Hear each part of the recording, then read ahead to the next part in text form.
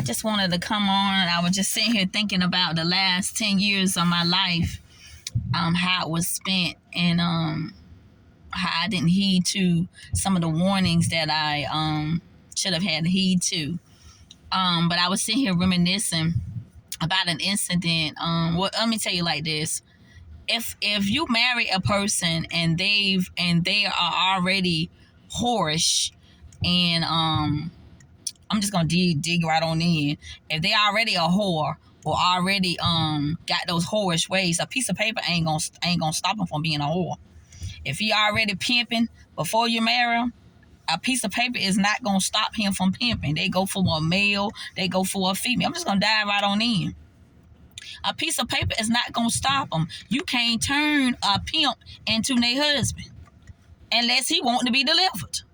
Or unless you want to be delivered. You can't do it. If they already a whore before you marry them, they gonna still be a whore after you marry. That piece of paper is not gonna stop them. Honey, I got thinking about the last 10 years, and I'm like, Lord, I got just a tickle. I started laughing because I was thinking about some of the warnings that I had even during my marriage, and how even some of the police officers, they was like, you need to leave this person alone. You need to leave this man alone because he is not for you. You too good of a person. You too good of a woman to allow this person to bring your character, bring the worst out of you. And if they always trying to counteract, and they're not going to be an asset and always going to be a liability, and they have nothing to offer to you. I'm talking to a woman right now. Maybe it's a man, and maybe it's a man out there that's dealing with some issues, but I'm going to talk from my experience, what I went through the last 10 years. It wasn't all hell, but it was a lie. That's what I want you to know. It was a pure lie, because I went into a marriage hoping and dreaming and in it with my whole heart, and to have a person, to do what they did to me, it's something. I can tell you this incident, one of the apartment homes that we had, I was somebody smoking some weed, and I mean it is strong. God, so I can see my car. I gotta move out of here. I can't deal with it. It's still too strong for me. I remember at an apartment home that we did have together, I was putting up some curtains. God, how y'all smoke this stuff? Do something to your pure brain cells. I tell you, I don't know how you smoke it. What in the world you putting in it? But anyway, that's your brain. And you gonna sit here and tear mine up. I remember an apartment home that we did have together, and I was putting up some curtains. And he grabbed my arm, and I grabbed my taser, and I went behind that hind part, and he got in that 200 that we had and locked the door and called 911. He must have got confused and called 919 because 911 never came. I'm telling you, the police even told me, they said, Miss Earl, you need to leave him alone. It is just, and then it's like an act, He could really act. He need an Oscar. He could really act. He was a great actor. But I'm telling y'all, if you married to somebody and they already got them whorish ways, and they already constantly accusing you of messing with somebody, and you ain't even doing nothing. But my whole marriage was a lie. Because mine was messing with his second wife and messing all up there in Texas. Had my car up there in Texas.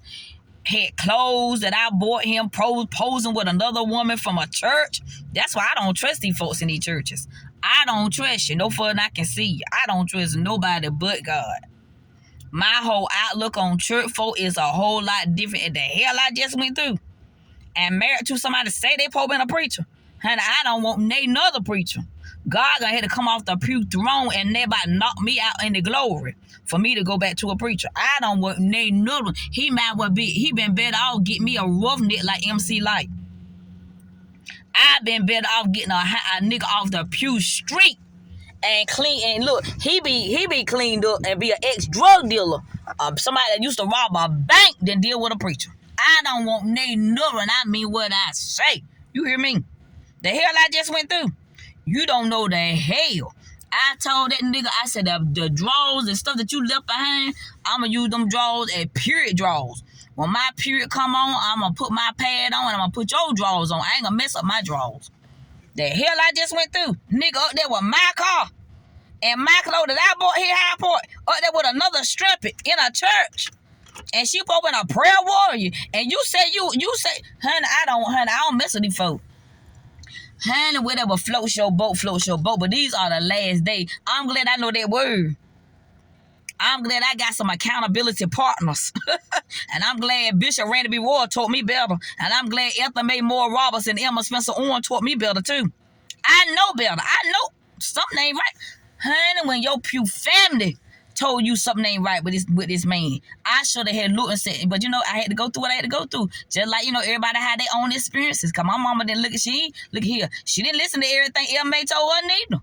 You might well just tell the truth. Everything we don't listen to everything our parents and grandparents tell us. It's a learning experience. And I have learned niggas gonna be niggas. A lie gonna be a liar, and they gonna keep right on lying. I'm telling you, if a nigga ain't been delivered from his whorish ways, he gonna keep right on being a nigga. I'm telling you. And a nigga is an ignorant person. They come in all shapes, sizes, and colors. If he already a hoe for you married him, honey, he gonna keep right on being a hoe after you married him.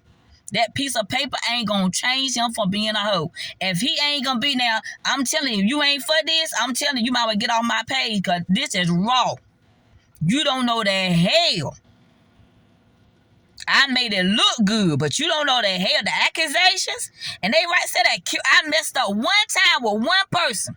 That nigga been messing up the whole 10 years we been married. My way say 10 years. I mean, call my cell phone, but talking about me like I don't, talking about me like a dog. He pocket dialed me. I ain't tell you that. He pocket dialed me. But talk about me like a Pew dog. I try to overlook everything. I was like, oh my God, I cannot believe I'm married to this man. He talking about me like this. Y'all don't know the hell.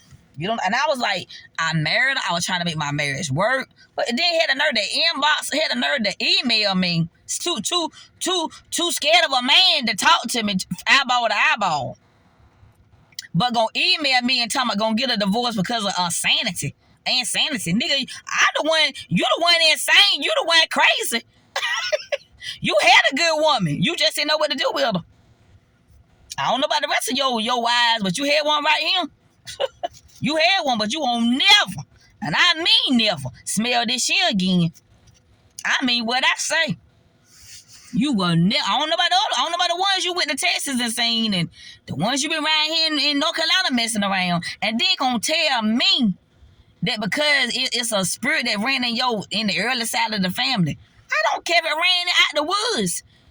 My parents, I got family members that got children from here to Africa. That don't mean I got to be like that. It's an excuse. It's what you want to do. If you can't keep your dick in your pants, that's what you want to do.